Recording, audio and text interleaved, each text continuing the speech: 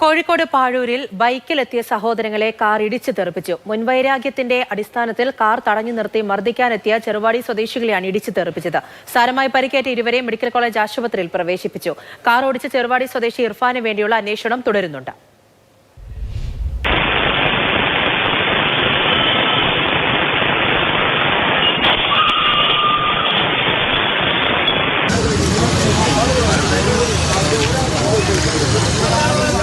ബൈക്കിലുണ്ടായിരുന്ന രണ്ടു പേർക്കും ഗുരുതര പരിക്കാണ്.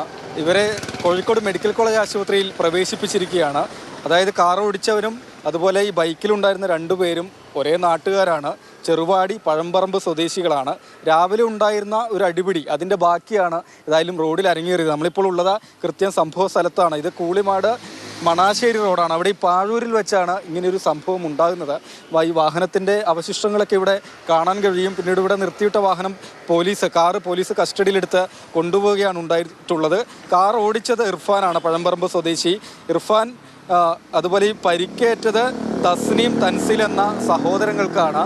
രാവിലെ ഉണ്ടായ സംഭവം എന്ന് പറയുന്നത് തസ്നീമിൻ്റെയും തൻസീലിൻ്റെയും സഹോദരനായ തൻസീഫുമായി ഇർഫാൻ ഒരു സാമ്പത്തിക ഇടപാടുണ്ടായിരുന്നു. ഇതിൻ്റെ പേരിൽ വീട്ടിൽ കയറി ഇർഫാൻ തൻസീഫിനെ ആക്രമിച്ചു. അതിനുശേഷം തിരിച്ചു പോകുന്ന സമയത്താണ് ഏതായാലും ഇങ്ങനെ റോഡിൽ തടഞ്ഞു നിർത്തി ആക്രമിക്കുക എന്ന ഉദ്ദേശത്തോടു കൂടി ഈ സഹോദരങ്ങൾ രണ്ടുപേരും ബൈക്കിൽ വരുന്നത്.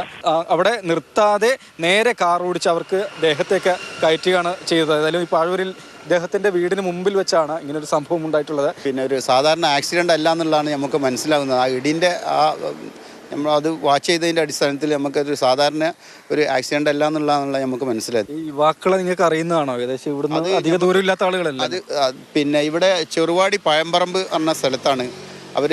പിന്നെ നമുക്ക് നേരിട്ട് അറിയില്ലെങ്കിലും അന്വേഷിച്ചിടത്തോളം പറഞ്ഞത് ഒരു വളരെ അടുത്തുള്ള സുഹൃത്തുക്കളാണെന്ന് പറഞ്ഞത്. അപ്പോൾ എന്തോ ഒരു പണമിടപാടുമായിട്ടുള്ള പ്രശ്നങ്ങളാണ് ഇതിന് തുടക്കം എന്നാണ് നമുക്ക് മനസ്സിലാക്കാൻ കഴിയും. പിന്നീട് നാട്ടുകാർ ചേർന്നാണ് യുവാക്കളെ ആശുപത്രിയിലേക്ക് കൊണ്ടുപോയിട്ടുള്ളത്. ഈ അപകടം ഉണ്ടായതിനു ശേഷം ഇർഫാൻ സ്ഥലത്ത് നിന്ന് കടന്നു കളയുകയായിരുന്നു. ഇർഫാനെ ഏതായാലും പോലീസിനെ കണ്ടെത്താൻ കഴിഞ്ഞിട്ടില്ല. രാവിലെ ഉണ്ടായ വീട് കയറിയ ആക്രമണത്തിൽ മുക്കം പോലീസും അതുപോലെ ഈ അപകടത്തിൽ ആസൂത്രിതമായി ഉണ്ടാക്കിയ അപകടത്തിൽ മാവൂർ പോലീസും കേസെടുത്ത് അന്വേഷണം നടത്തി വരികയാണ്.